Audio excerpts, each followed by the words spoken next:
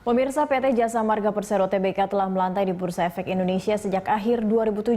Rekan Cikal Multazam akan menyampaikan berbagai informasinya untuk Anda. Silakan Cikal.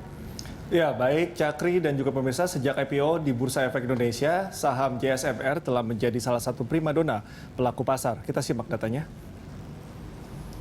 Ya, kita simak PT Jasa Marga Tbk ini memiliki kode saham JSMR melakukan IPO pada 12 November 2007. Berada di papan utama bursa bidang usaha pengusahaan jasa jalan tol. Berada di sektor infrastructure, utilities and transportation, subsektor toll road, airport, harbor, and allied products.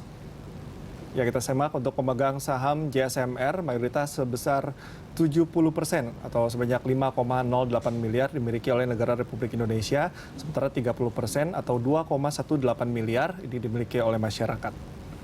Ya, kita simak pergerakan harga saham JSMR dimulai pada awal Januari ini berada di 5.175 per lembar saham, kemudian merangkak terus turun pada Februari di 4.520 dan menemui pada titik terendahnya pada 24 Maret 2.340 dan kemudian kembali beranjak naik pada 6 April di 3.300, kemudian pada 11 Mei 3.800 dan 22 Juni 4.200 sebelum akhirnya kembali turun pada 26 Agustus di 3.890 dan naik pada 18 November 4.520 dan kembali turun pada awal Desember tepatnya di tanggal 2 di 4.320. Ya, demikian informasi yang dapat saya sampaikan. Saya kembalikan ke rekan Cakri Miller. Baik, terima kasih Cikal untuk informasi terkait pergerakan saham dari Jasa Marga dengan kode emiten JSMR. Kembali bersama narasumber saya, Pak Surya. Pak Surya, kalau Anda melihat tadi pergerakan dari saham JSMR, dari Februari saja sebenarnya sudah ada penurunan begitu ya, dari Januari yang 5.175 ke 4.520, lalu ini dibagi duanya di Maret di 2.340. Tapi kita lihat dari Juni sampai November ini nampaknya stabil atau seperti apa kalau Anda memandangnya? Nampaknya pergerakannya memang cukup stabil hingga akhirnya 4.320 kemarin. Sudah mulai menguat lagi ya. Kalau Maret kan memang semua secara rata kan turun ya. Jadi memang secara year to date mungkin 4.300 itu kan masih ada sedikit penurunan ya. Karena orang juga akan melihat tahun ini mungkin selamanya terus ya. Tapi kalau kita berkaca kepada tahun 2021, kemungkinan itu kan kinerjanya kan akan kembali membaik ya seperti 2019 ya. Jadi harusnya kita juga melihat valuasi Jasa Marga saat ini dibandingkan dengan 2021 ya. Jadi 2020 mungkin semua udah lewat lah istilahnya kan. Jadi sebetulnya harga 4.300 itu masih punya peluang juga ya buat ke atas lagi ya. Mungkin pertama mungkin ke 4.700 ya. Target price kita sih 4.700, tapi banyak orang juga yang meyakini bahwa sebetulnya valuasinya mestinya di atas 5.000 lagi ya untuk Jasa Marga gitu. Oke, Pak Surya, ini dalam era APBN 2021 pemerintah memang sudah menganggarkan sekitar 414 triliun untuk infrastruktur termasuk di dalamnya pembangunan ruas tol baru. Apakah ini akan menjadi angin segar juga bagi Jasa Marga atau emiten-emiten sejenis dalam memperbaiki kinerja mereka di 2021? Jadi budget itu kan sebetulnya kelihatannya seperti tinggi ya, karena itu sebetulnya kan kembali ke seperti tinggi ya, normal ya seperti 2019 ya. Oke. Nah, karena tahun ini itu kan sebetulnya awal tahun kan tinggi juga gitu ya, cuman gara-gara ada COVID-19 jadi banyak budget itu dialokasikan buat penanganan COVID-19 kan. Jadi infrastruktur itu paling banyak kena gitu.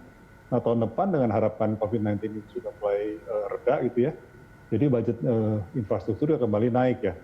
Tapi memang itu tidak bisa dihindarkan juga untuk BUMN misalnya kan untuk Jasa Marga itu juga dengan kondisi yang uncertainty seperti ini begitu ya.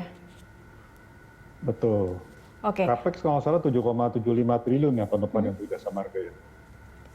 Alokasinya akan seperti apa untuk lebih baik kepada perseroan? Kalau tadi kita berbicara soal hutang yang juga sudah cukup besar, begitu. Apakah perlu dilakukan efisiensi kalau kita melihat juga capex-nya untuk tahun depan? Kalau saya lebih melihatnya bagaimana caranya supaya beban bunga ini bisa berkurang ya. Bisa berkurang, oke. Jadi salah satunya mungkin kalau yang paling bagus sih melepas jalan tol yang kira-kira tidak begitu memberikan pendapatan ya, tapi beban bunganya tinggi. Tapi itu kan harus dilakukan secara bertahap juga ya, nggak gampang juga kan istilah kalau waktu tahun ini kan mungkin melepas jalan tol kan susah juga. Dengan adanya sovereign wealth fund itu diharapkan kan bisa membantu juga ya untuk jangka pendek ya minimal ya. Oke. Jadi bisa bernapas lah di Jasa Marga. Baik, artinya lebih ada efisiensi penggunaan jalan tol, yang lebih efektif penggunaannya karena proyek-proyek untuk membangun jalan tol yang lainnya juga sekarang juga on progress begitu ya Pak Surya. Kalau Anda lihat target dari harga saham JSMR sendiri hingga akhir tahun bisa mencapai di kisaran berapa Pak? Di level berapa? Ya, untuk akhir tahun kan udah tinggal 1 bulan ya. Mungkin sih kenaikan juga mungkin nggak bisa terlalu banyak juga ya. Ya. Tapi target kita sih bisa 47 harusnya. Tapi tahun ini mungkin sekitar 45 aja udah bagus ya. Karena kan kenaikannya juga udah cukup banyak ya. Ini tinggal waktu kita kan tinggal 1 bulan ya. Oke, rekomendasinya untuk JSMR? Masih baik sih. Masih baik. Masih baik karena kita tahun depan tuh bisa 4.700 sampai 5.000 lah ya target price kita. Oke, baik. Jadi kita bisa menunggu untuk awal tahun untuk bisa atau mungkin buy dari sekarang di harga yang sekarang ini di 4.320 itu bisa jadi rekomendasi? Ya. Oke, baik. Terima kasih banyak Pak Surya Dharma. Depan. Baik, terima kasih Pak Surya Dharma, Head Research Samuel Sekuritas telah bergabung bersama kami di Corporate Action.